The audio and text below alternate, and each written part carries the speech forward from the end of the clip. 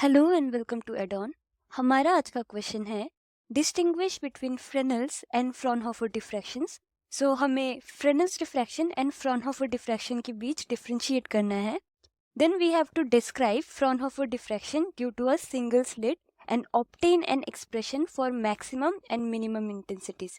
सो उसके बाद हमें Fraunhofer diffraction due to a single slit के लिए मैक्सिमम एंड मिनिमम इंटेंसिटीज का एक्सप्रेशन निकालना है। सबसे पहले हम बेसिक डिफरेंस समझते हैं Fresnel's diffraction and Fraunhofer diffraction के बीच। On the basis of distance between source and the screen, Fresnel's diffraction में सोर्स एंड स्क्रीन का डिस्टेंस फाइनाइट होता है, मतलब लाइट बिल्कुल पास से हम ऑब्जर्व कर सकते हैं। On the other hand we have Fraunhofer diffraction. Fraunhofer diffraction में source and screen infinite distance पर होते हैं। लाइट को लेंस से कलेक्ट करके फोकस किया जाता है। Then we have on the basis of lens and mirror usage. Fresnel's diffraction में लेंस या मिरर नहीं यूज किया जाता, जबकि फ्रॉनहोफर डिफ्रैक्शन में लेंस से कलेक्ट करके हम लाइट को फोकस करते हैं। Now on the basis of shape of the wave front, Fresnel's diffraction में वेव फ्रंट स्पेरिकल या फिर सिलिंड्रिकल होता है। On the other hand Fraunhofer diffraction में वेव फ्रंट प्लेन होता है, जैसे बिल्कुल straight line. Okay, then on the basis of centre of diffraction pattern, Fresnel's pattern का सेंटर ब्राइट या डार्क हो सकता है फ्रेनल जोन्स के अकॉर्डिंग। एंड फ्रॉनहोफर डिफ्रैक्शन में जो लाइट लेंस के एक्सिस के पैरेलल ट्रेवल करती है वो हमेशा ब्राइट ही होती है। Okay, so these were the basic differences between Fresnel's diffraction and Fraunhofer diffraction. Now we will obtain the expression for maximum and minimum intensity in case of Fraunhofer diffraction due to a single slit. So let's start. Fraunhofer diffraction हमें German physicist Fraunhofer ने दिया था, जिसमें हम diffraction pattern जो single slit के लिए observe करते हैं हम उसे समझेंगे। First of all consider a parallel beam of monochromatic light, यानी एक मोनोक्रोमैटिक लाइट यानी सिंगल वेवलेंथ का लाइट एक स्लिट ए बी पर इंसिडेंट हो रही है। एंड ए बी है स्लिट जिसका विड्थ है ई। ओके, सो ए बी का विड्थ है ई एंड ये लाइट एक कॉन्वेक्स लेंस के थ्रू फोकस हो रहा है। एंड लाइट जब इस कॉन्वेक्स लेंस के थ्रू फोकस होता है तब हमें डिफ्रैक्शन पैटर्न स्क्रीन में देखने को मिलता है। ओके, स्क्रीन में हमें एक सेंट्रल ब्राइट बैंड दिखेगा और उसके दोनों तरफ alternate dark and weak bright bands, यानी जो ब्राइटेस्ट होगा वो तो सेंट्रल होगा एंड उसके आसपास alternatively dark and weak bright bands हमें देखने को मिलेंगे। क्यों? क्योंकि इंटेंसिटी ग्रेजुअली डिक्रीज होती है। Now, why does it happen? Intensity decrease होती क्यों है? This happens due to Huygens theory.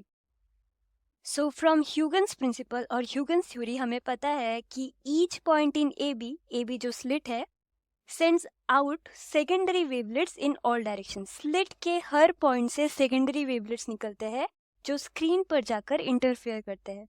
And जो rays होते हैं, incident rays, उनके direction में होते हैं।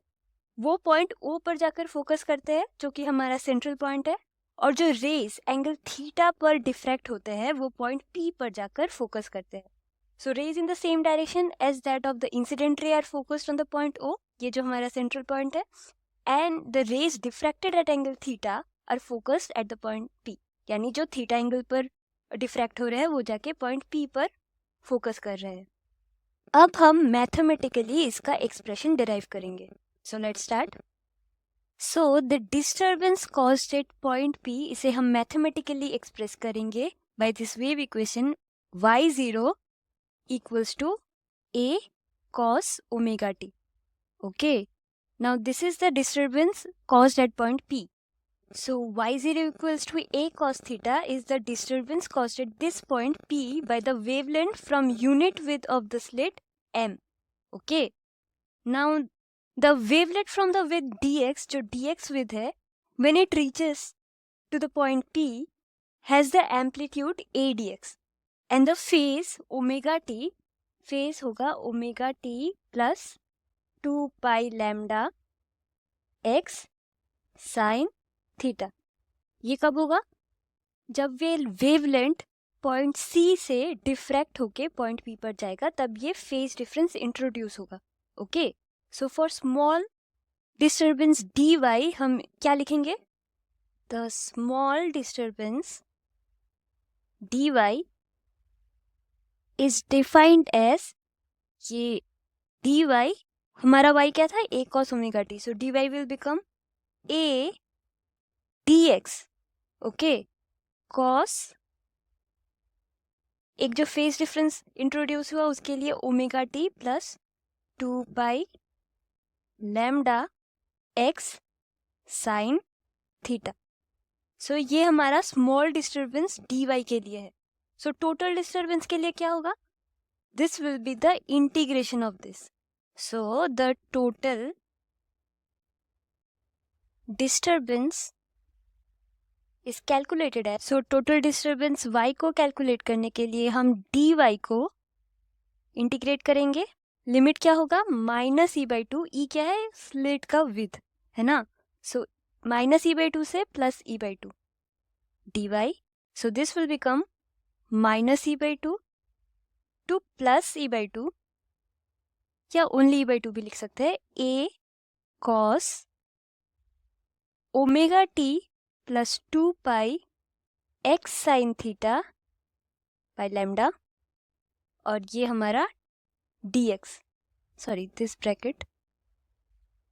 सो अब हम इसे इंटीग्रेट करेंगे, so this will be y will be equals to a cos omega T, हम बाहर ले सकते हैं, so a cos omega T integration -e/2 to +e/2, क्या रहेगा, cos 2 pi x sine theta by lambda dx minus a sine omega T, uv में differentiate हो रहा है, इंटीग्रेट हो रहा है, okay, so -∞ minus e/2 to +e/2 sign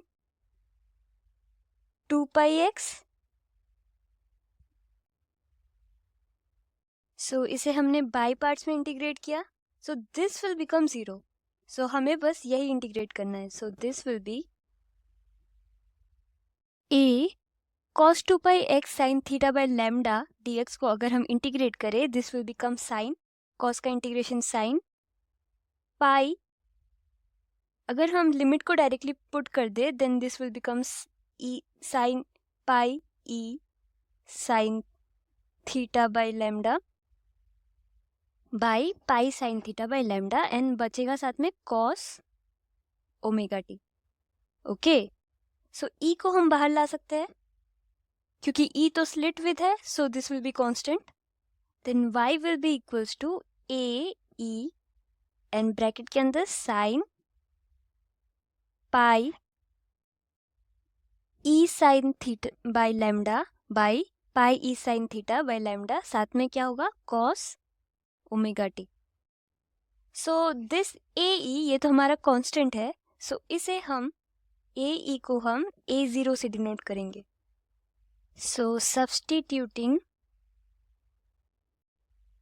A e as a0, and ये जो pi e sine theta by lambda है इसे हम सिंप्लीफाई करने के लिए इक्वेशन को अल्फा से डिनोट कर सकते हैं, equals to alpha, okay, so हम इसे सब्स्टिट्यूट करेंगे यहाँ, this will become y equals to a0,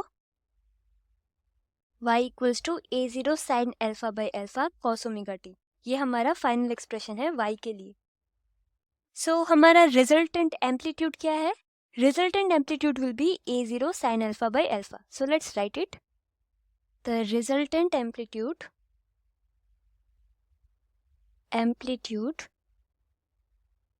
becomes, हम r से डिनोट करेंगे रिजल्टेंट एम्पलीट्यूड को, so this is a0 sin alpha by alpha. So intensity क्या होता है, इंटेंसिटी इज एम्पलीट्यूड का square, okay, intensity is proportional to the square of the amplitude. We know intensity I is square of amplitude, then intensity I will become what, a0 का square sin square alpha by alpha square, so a0 को हम I0 से denote करेंगे, so this is sin square alpha by alpha square. So I0 क्या है, I0 is the maximum intensity at the central point. Now let's calculate the position of central maximum. The position of central maximum is calculated as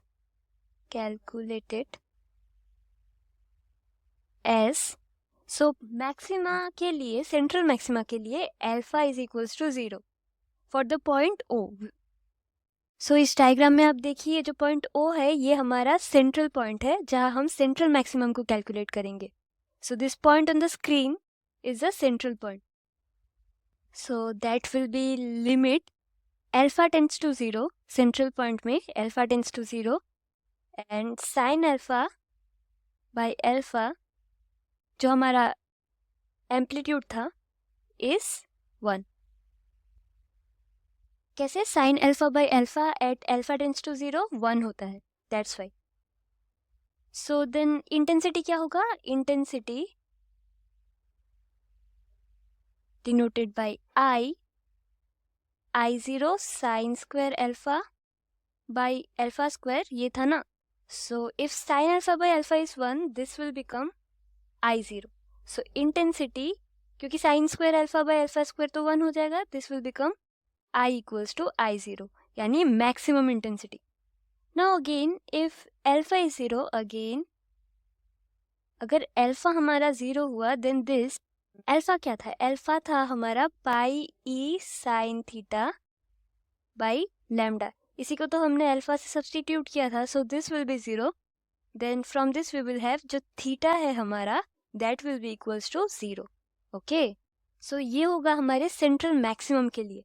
now let's calculate for the position of minimum intensity यानी central minima के लिए, यानी minimum intensity point के लिए. So the position for minimum intensity minimum intensity कब होगा? जब sign alpha by alpha 0 होगा. दैट मीन्स अल्फा तो 0 नहीं हो सकता, दैट मीन्स साइन अल्फा ही 0 होगा. Why? Because alpha can not be 0. Okay, that means alpha will be plus minus m pi.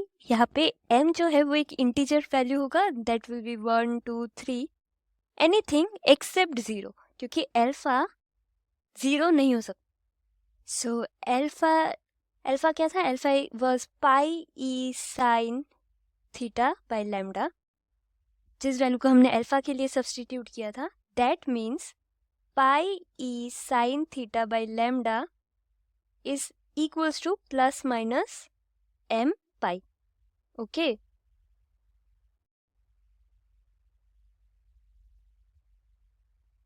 Now अगर पाई पाई को कैंसिल कर दे क्या बचेगा? E sine theta equals to plus minus m lambda. And यही है हमारा मिनिमा का पोजीशन, मिनिमम इंटेंसिटी का पोजीशन. सो आज हमने फ्रेनेल्स एंड फ्राउनहोफर डिफ्रैक्शन के बीच डिफरेंस को समझा. देन हमने Fraunhofer diffraction for a single slit के लिए minimum intensity and maximum intensity के लिए पोजीशंस को कैलकुलेट किया. So that's all for today. Thank you for watching.